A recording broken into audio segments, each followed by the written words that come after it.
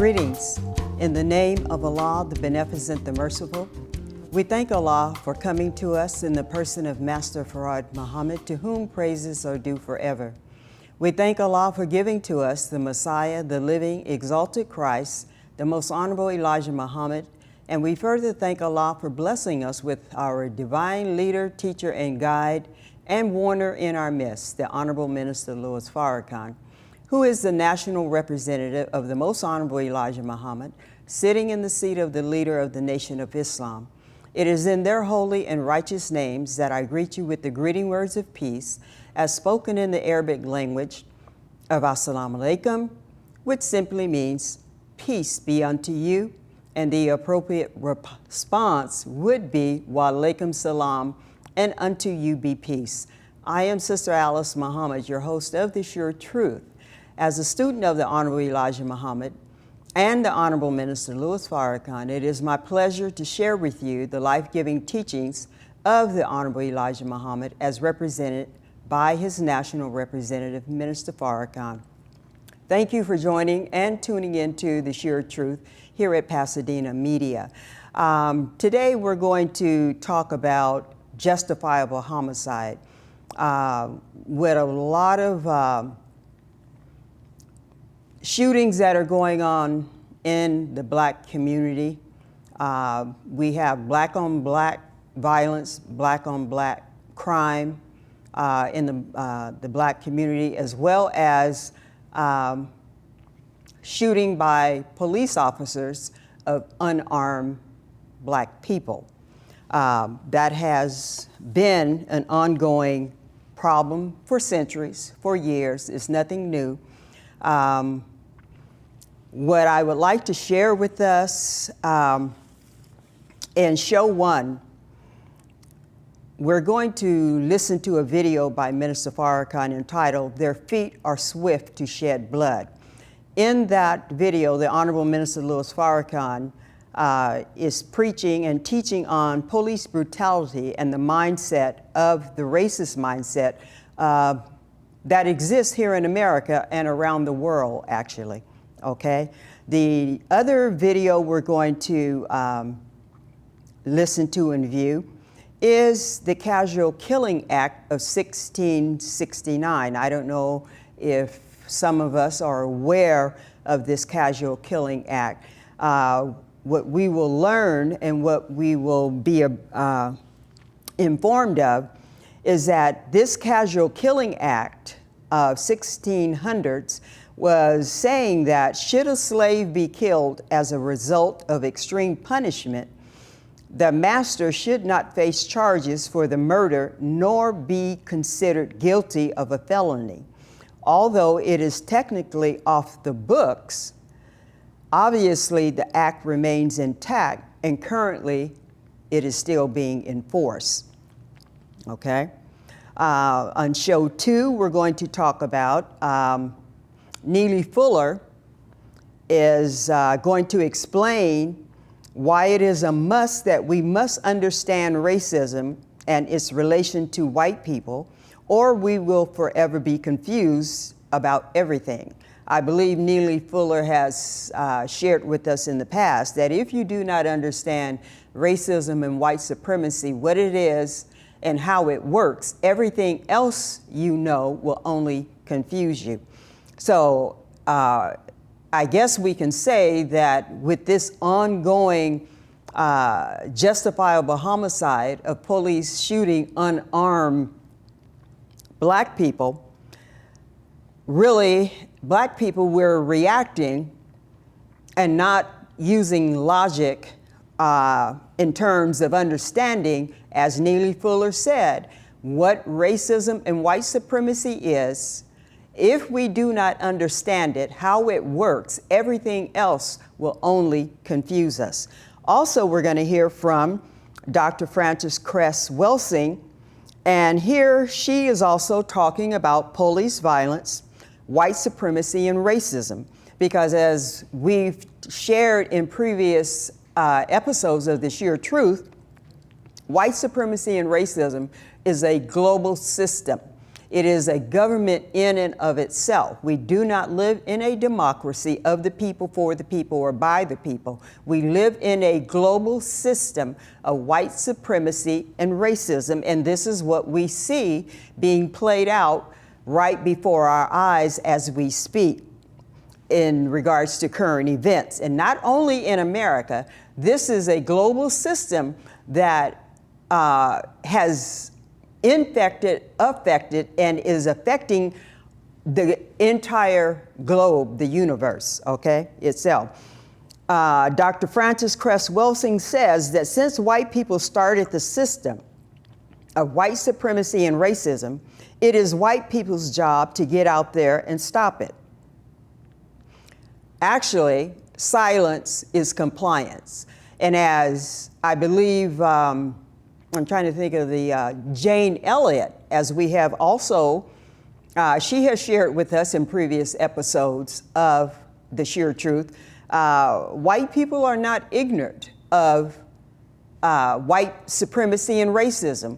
I believe she asked the question of an all-white audience that if you were a black person and if you were being mistreated and subjected to the type of racism and white supremacy that black people are being subjected to, would you want that for yourself? In and of that question, when she asked that, not one white person in that audience raised their hand. And with that being said, as Jane Elliott stated, that told her that every white person understood exactly what white supremacy and racism is, and that if they did not want it for themselves, why are they allowing it to be practiced and implemented on black people specifically? So again, Dr. Frances Cress Welsing says that since white people started the system of white supremacy and racism, it is white people's job to get out there and stop it. She speaks on the continued violence in our communities and the failure to indict police officers. Well, the failure to indict police officers obviously goes back to the Casual Killing Act that, as I just stated, technically it is off the books, but obviously the act remains intact and is currently being enforced. And then we have a clip by Savannah Hartman. She is a pastor who wrote a poem on white privilege.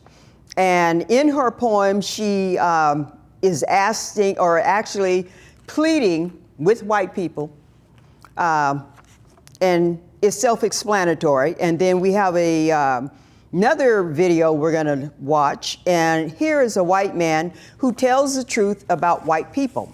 This white man says that white people have a debt to the indigenous people of America and black people around the world for the historic and current systematic racism that is maintaining division and poverty around the world. And he is absolutely correct. I briefly wanted to share with us some excerpts from Minister Farrakhan's lecture, Justifiable Homicide. But before that, I don't know if we realize justice is a prerequisite to life. God himself is the author of justice. And when justice is denied a people, that really doesn't leave them but any other choice but to react. And I don't know if we realize, but the eyes of the world is on America. I ran across this article that is out of Iran. Actually, the Iranian leader, and this is the title, it says, excuse me, U.S. oppresses its black population. Okay? He says police in Tehran, he told law enforcement in Tehran that American law enforcement uses cruel might to suppress minorities. Okay? He accused the U.S. of terrorizing its African American citizens, saying black people in the United States are oppressed, disrespected, and humiliated, okay? This is in the eyes of Tupac when he made the record, All Eyes on Me. Well, all eyes are on America, watching America's behavior in the mistreatment, the abuse, the disrespect, the oppression, the humiliation that she is exercising toward her black citizens, okay? With that being said, for every black man, woman, and child who has been unjustly murdered by cops before social media, we can't be silent, okay? I can't and won't be silent on crimes against humanity, the crimes against black people. If you really think they deserve to be dead, then you are part of the problem. They were just like you and me. They were shot because they were black. Let us never forget that, okay? So black people, stay woke, okay? This is the latest issue of the Final Call newspaper, or one of the issues, and it's dated April 17th of this year, A Cry for Justice. This is in regards to the unjust killing of Stephon Clark, I believe, in Sacramento. And the other thing I wanted to share with us, and I don't know if we're aware of it, but when police officers train, their target is the image of a black silhouette of an individual, okay? I heard an interesting question. I listened to news radio, and on there, the question was asked by the commentator, are police trained differently when they apprehend someone black versus when they apprehend someone white? And I think that was in regards to the conversation of discussion at that time. The shooter in, where was that? The one they just found hiding in the woods of Tennessee, I believe. He was obviously armed and dangerous. However, he did not lose his life when he was apprehended, as so many others have lost their lives when they were apprehended. So this picture here denotes that when police officers train, it says police use black targets for target practice. Who are they practicing to target? So with that being said, perhaps there's a rush to judgment when they are being when they have to pull someone over. So with that being said, I'm gonna bring this little intro to a close, and we're gonna go into our video. And that first video is Their Feet Are Swift to Shed Blood, followed by the Casual Killing Act. Assalamu alaikum. His mouth is an open sepulcher. The poison of asps is under their tongue, and their feet are swift to shed blood. In the book of Revelations, he is called the blood shedder. He has no reason to shed it, he just loves it. Well, I have all these trophies on my wall. Look, see? What did the animal do to you? You can't eat it, but you kill it? Just to be killing for sport? When you run out of animals, you run into niggers? Let's kill some nigger tonight for sport. I got a gun, I got a badge. Let's find a nigger and kill him tonight. Your tail light is out. That's all. You ran a stoplight. That's all. But you end up dead. Why? Because his feet are swift to shed blood. What did Saddam Hussein do?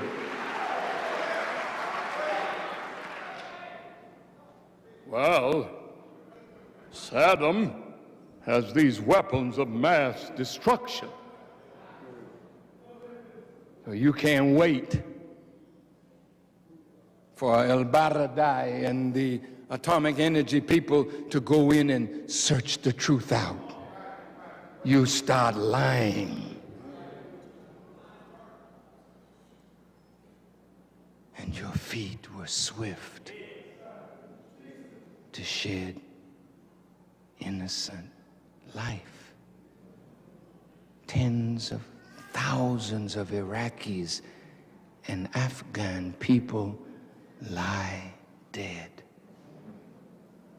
Oh, well, what about Abu Ghraib prison, and what about Guantanamo Bay? Surely we Americans, we observe the rule of law. We're decent people. We would not do those kinds of things. See, you can't say that to us, because we've been in your jail cells. We know torture. We know that when you want to pin something on somebody, you have a torture chamber. And many of our young black brothers have admitted to crimes that they did not commit under torture from members of the police department. Their feet are swift to shed blood.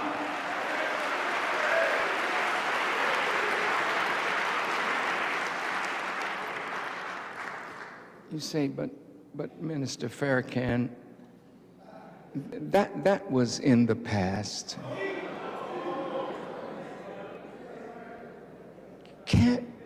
Can't we all get along?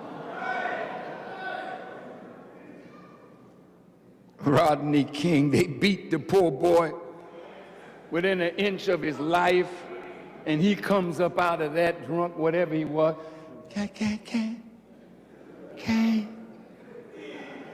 Can't we all get along? Yes, of course we can get along, as long as getting along is on their terms. But if you have terms for getting along, now there's a problem. All this mask of civility, this, oh, we love all of our niggers. All of a sudden, the mask is off and a beast comes out.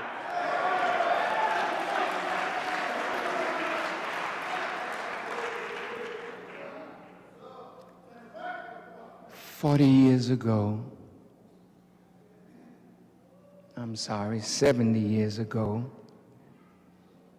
the Honorable Elijah Muhammad taught us that this is a people disagreeable to live with in peace.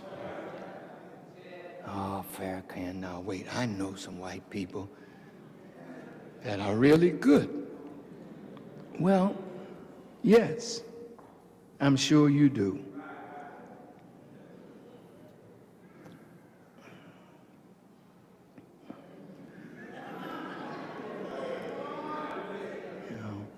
A grass snake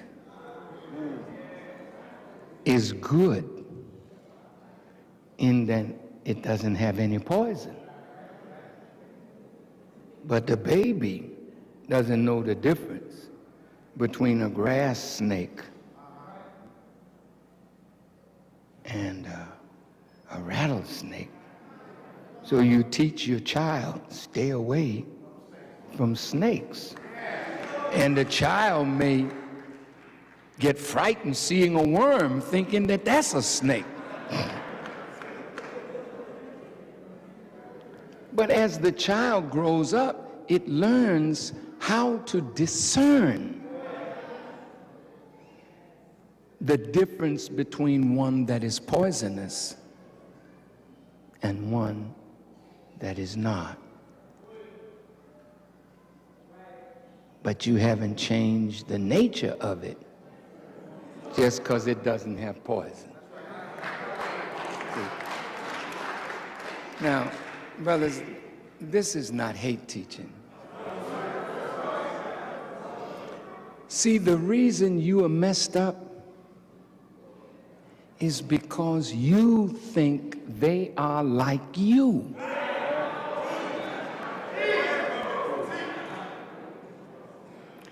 And if you look at all that you have suffered, and I mean, we've suffered quite a bit, and you have your white friends, see? If you put on them what they put on you, do you think that they would be as loving and forgiving and as kind and gracious as you are? They're not the same as you. The nature of them is different. I was on television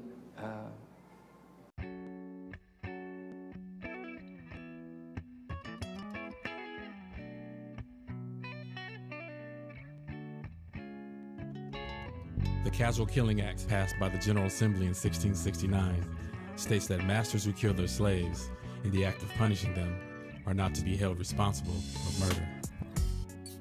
Act 1, an act about the casual killing of slaves. Whereas the only law in force for the punishment of stubborn servants resisting their master, mistress, or overseer cannot be inflicted upon Negroes, nor the uncooperativeness of many of them by other than the violent means suppressed. Be it enacted and declared by this Grand Assembly, if any slave resists his master, or others by his master's order to correct him, and by the extremity of the correction should happen to die, that his death shall not be considered a felony. But the master, or any other person appointed by the master to punish the slave, be acquitted from molestation, since it cannot be presumed that malice existed, which alone makes the murder a felony, or that anything should induce any man to destroy his own property. The relation of master and slave begins in violence. It must be sustained by violence. The systematic violence of general laws, or the irregular violence of an individual's whim.